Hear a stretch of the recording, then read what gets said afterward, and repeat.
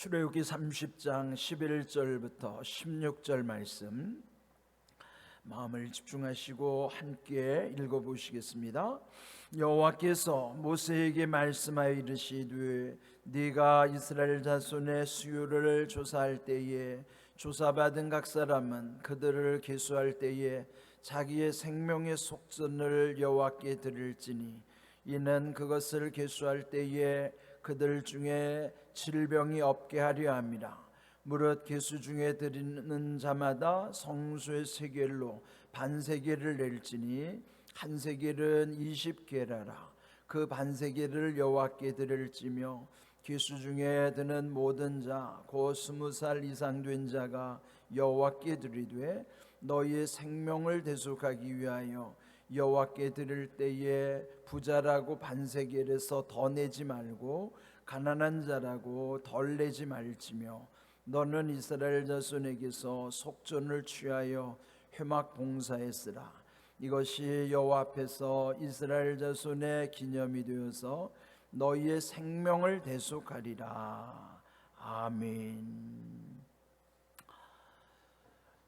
그간에 우리 그 성막을 또 어떻게 만들고 또 성막 안에는 어떤 성품들을 또 이제 배치하고 그리고 그 성전에서 실제적으로 제사를 주관할 제사장과 대제사장들이 입어야 할 옷, 그리고 마침내 29장에서는 그 대제사장과 제사장을 위임하는 위임식의 말씀이 있었어요.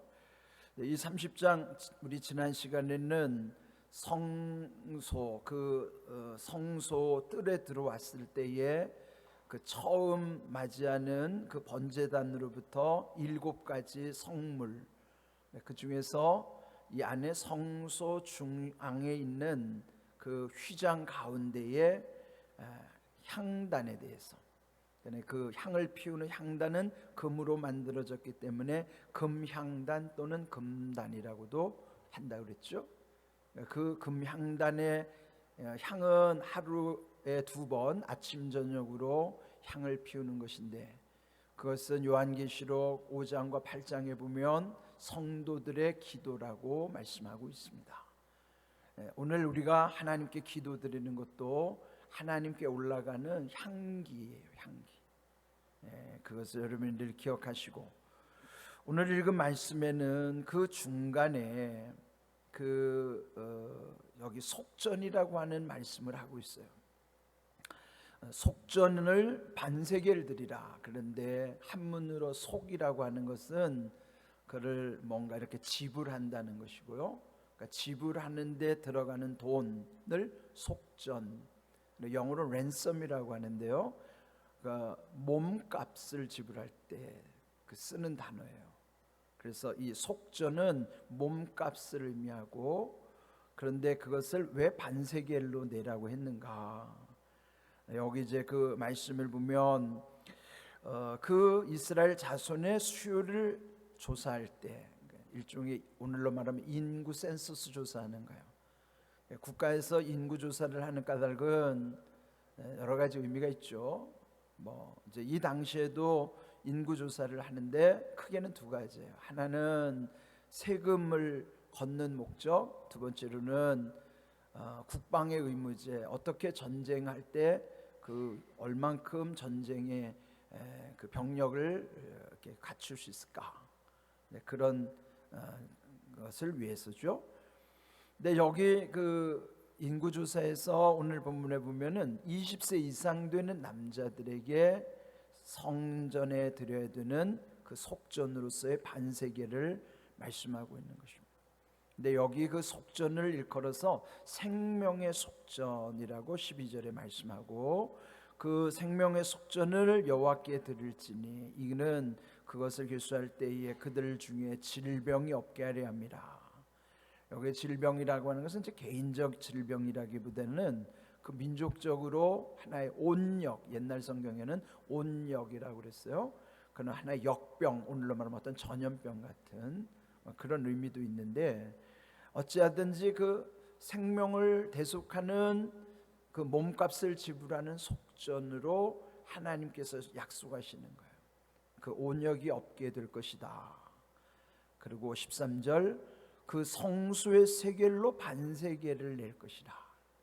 근데 당시에 세겔이라는 것은 성소에서 통용되는 세겔이 있고 왕궁에서 통용되는 세겔이 있고 일반에서 뭐 시장이나 이런 일반에서 유통되는 세겔이 있어요. 지금도 이스라엘 화폐는 세겔이라고 쓰거든요. 영어로 하면 셰켈이라고 하는데 그 셰켈이라는 건 지금도 이스라엘의 화폐 단위예요.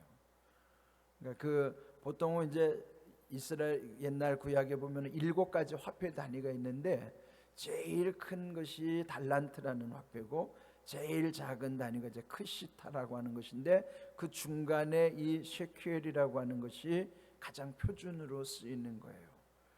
근데 이게 어느 정도 규모인가?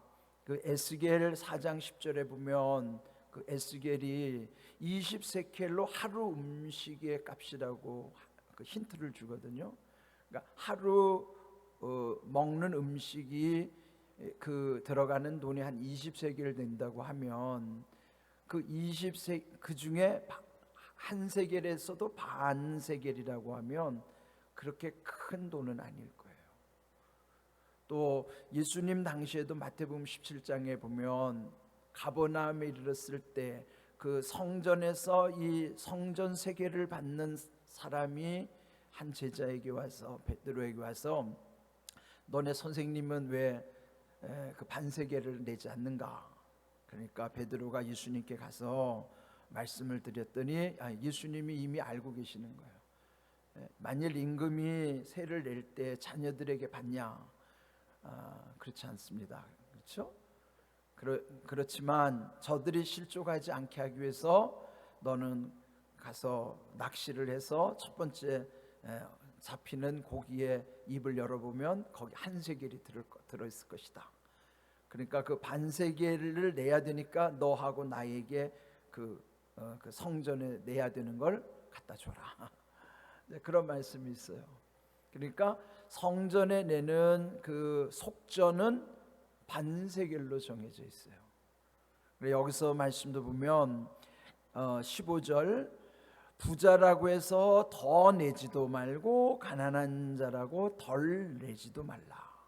그러니까 부자든지 가난한 자든지 성전의 속전으로 드리는 것은 공평하게 내야 된다는 거예요. 더 내지도 덜 내지도 말고 똑같이 반세겔로 드리는 것이다 하는 거예요.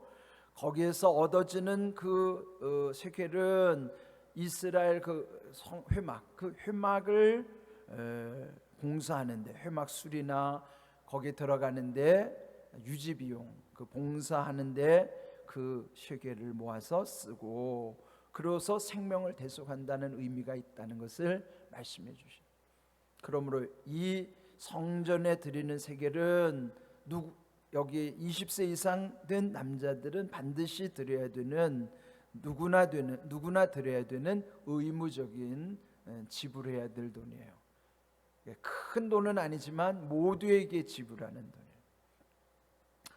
그런데 성경의 정신은 이 반으로 자르는 정신이 아니고 대개는 온전하게 드리는 것이잖아요. 근데 왜 온전하게 드려지는 예물을 굳이 반으로 말씀을 하셨을까? 왜 한 세겔이 아니고 한 세겔도 사실 큰 돈은 아닌데 부자에게는 더더군다나 그게 뭐 그렇게 큰 돈 아닌데 왜 세겔을 반으로 드리라고 했을까? 왜 반세겔일까?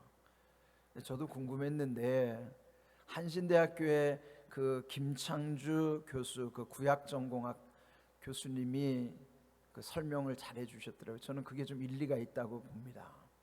근데 원어에 보면 그 쉐켈이라고 하는 의미 속에는 히브리 말로 네페쉬, 그 영혼이란 뜻이거든요.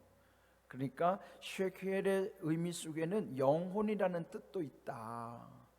그러면 그 영적 의미로 볼 때에 반 쉐켈이라고 하는 것은 그 영혼이 온전하지 못한 상태. 성경에 보면은 그런 영혼을 일컬어서 상한 심령 그렇게 표현하고 있거든요. 우리 자신이 온전하지 못하잖아요. 그래서 이건 이제 전적으로 그 전공하신 구약학을 전공하신 그 박사님의 해설이니까. 근데 일리가 있어서 이제 여러분에게 소개를 드리는 거예요. 그러니까 반세켈의 의미라는 것은 온전치 못한 우리들을 표현하는. 그러니까 또 그 시편 51편 17절에 다윗이 하나님께 고백했듯이 하나님께서 구하시는 제사는 상한 심령이라. 하나님이여 상하고 통회하는 마음을 주께서 멸시하지 아니하시리이다. 그렇게 고백하는 것처럼 하나님께서는 우리를 온전케 하시는 것이 하나님의 은혜고, 우리의 실존의 상태는 온전치 못한 것을 하나님은 우리보다도 더 잘 아세요. 그러면 하나님이 우리를 찾으실 때 온전하기 때문에 찾는 게 아니에요. 대개 어디에서 사람을 구하거나 찾을 때는 자격자를 찾잖아요. 어떤 특정한 자격을 갖추고 구비된 사람을 찾는 거예요. 그래, 하나님이 찾으시는 것은 자격자를 찾는 게 아니라 무자격자를 찾는 거예요. 상한 심령을 찾으시는 거예요. 우리가 왜 아버지 앞에 와야 되는가? 되게 전도하다 보면 아유, 전 죄가 많았어요.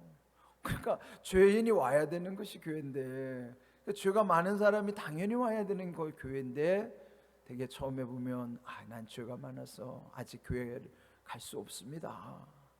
그렇게 말하는 사람은 마치 아유, 제가 때가 많아가지고요 목욕탕에 못 가요. 때를 제거하기 위해서 목욕탕에 가는 것이 당연한 건데, 때가 많아서 목욕탕에 못 가겠다고 하는 말이 그 참 이상하잖아요. 그처럼 죄가 많아서 교회를 못 간다는 것은 그게 말이 안 되네. 하나님 아버지는 우리의 온전함을 구하시는 게 아니고 우리의 있는 그대로를 하나님이 받으시는 거예요. 상한 심령 그대로를 하나님 찾고 계시는 거예요. 그 시편 51편에 보면 그 상한 심령을 바울은 또 나중에 자원하는 심령으로 기도하는 것처럼, 우리들이 상한 심령으로 주님께 왔지만 은혜 가운데 온전해지면 이제는 자원하는 심령으로 하나님께 모든 일을 드릴 수 있는 삶이 되는 거예요. 그러니까 이 반세겔의 의미도 하나님 앞에 드리는 것은 그것이 우리에게 상한 심령으로서 하나님이 받으신다는 의미, 그리고 또 한편으로 우리 입장에서 보면은 그 나의 무자격을 깨달을 때 아무것도 주장할 게 없잖아요. 내세울 것도 없고, 그러면 나는 항상 겸손한 마음, 겸허한 마음을 갖게 되는 거예요. 그래서 이 반세겔의 의미는 그와 같이 상한 영혼, 겸손한 마음, 그래서 이 반세겔을 드리는 것은 간절한 마음으로 우리가 드려지는 상한 심령을 표현하는 것이다. 그 교수님의 해석이 저는 공감이 됐어요. 그래서 이게 의무로 드리는 것처럼 우리 모두는 하나님께 이렇게 반세겔을 드리면서 우리의 부족함을 다시 한번 인식하게 되는 것이죠. 이 말씀을 우리 안에 깊이 새기면서, 이 구약은 뭐 우리가 율법이라고 하는 관점에서만 보면 안 돼요. 율법을 왜 우리에게 주시는가 하면 죄인을 깨닫게 하시면 거기 하나님의 은혜를 사모하게 하시기 위해서, 결국은 구약이나 신약이나 그 약속의 중심에는 하나님의 은혜가 있는 거예요. 여러분, 은혜라는 것을 표현하는 종교는 한번 여러분 보세요. 다 기독교밖에 없어요. 기독교에만 은혜라는 말, 용어가 있지 타 종교에는 은혜라는 말 없어요. 왜? 모든 게 다 인과론으로 따지기 때문에. 불교에서 흔히 쓰는 업보라는 게 뭐예요? 업보대로 다 자기가 받는다는 것이죠. 근데 우리는 업보대로 받는 게 아니라 하나님의 이 은혜 가운데 이런 모든 걸 다 끊어주신 거예요. 은혜라고 하는 것은, 하나님의 은혜는 이 기독교에만 존재하는, 그 전에도 말씀드렸지만은 익산에 그 원불교가 동네마다 다 있는데 거기에 현수막을 쫙 걸어놔요. 거기 뭐라 쓰면 모든 것이 은혜입니다. 거기도 은혜라는 말을 쓰는데 뭐가 빠졌죠? 하나님이 빠졌어요. 예? 현수막에 모든 것이 은혜입니다. 그래서 제가 보면서 야, 원불교가 많이 발전했구나. 은혜라는 용어를 쓴다는 것 자체가. 근데 문제는 하나님이 빠졌어요. 제가 그 현수막마다 거기다가 이렇게 갈고리 표시하고 거기다가 하나님의 그거를 써놓고 싶더라고요. 원불교가 은혜를 알한 것 같아도 그는 사람들 사이의 은혜지 하나님의 은혜라고 표현 못한 것처럼 우리는 전적으로 하나님의 은혜임을 늘 깨닫고 고백하면서 살아가는 거예요. 오늘 이 반세겔의 의미를 여러분 마음에 잘 새기십시오. 우리가 마땅히 드려야 되고 하나님이 찾으시는 것이 상한 심령이라고 하는 거예요. 그래서 우리 올 때 하나님이 이렇게 우리 받으시고 상한 심령을 자원하는 심령으로 온전케 하시는 하나님의 은혜로 우리를 늘 인도해 주신다는 것이 얼마나 귀한 일인가. 그런 의미에서 내일 첫날 첫 시간도요, 우리의 있는 모습 그대로 주님께 나오십시다. 그리고 은혜를 구하십시다.